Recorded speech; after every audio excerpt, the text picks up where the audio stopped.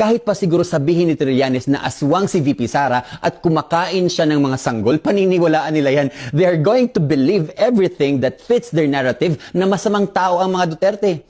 Kasi ngayon, bumubula na naman ang mga bunganga nitong si De Lima, Percy Sindanya, Terry Redon at iba pang mga Duterte haters dahil sa report ng Anti-Money Laundering Council tungkol sa 6.77 billion na dumaan daw sa account ni Sara Duterte kesyo may ill-gotten wealth daw. Hindi daw tugma sa salin at kahit anong pagpapaliwanag, ipipikit lang nila ang kanilang mga mata at tatakpan ang kanilang mga tenga.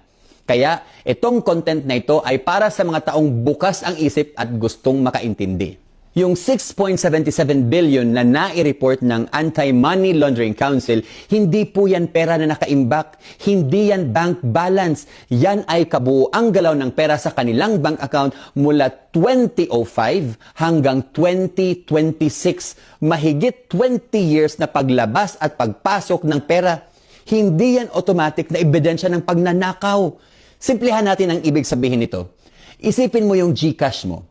May pumasok na 1,000, tapos ginastos mo. May pumasok ulit na 1,000, transfer mo. May pumasok na naman 1,000, ginastos mo ulit. So ang total na pumasok is 3,000. Pero ang total na lumabas, 3,000. Ibig sabihin, 6,000 ang kabuuang galaw ng pera mo.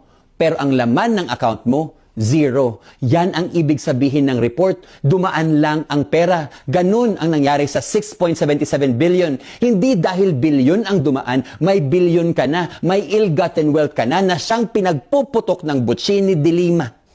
Ang problema kasi, hindi ito pinapaliwanag sa mainstream media. Parang kasabwat na rin sila sa pagsira ng pangalan ni VP Sara.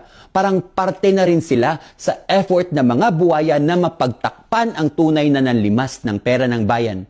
Kaya tayo sa social media, ipaalam natin ang dapat malaman ng taong bayan.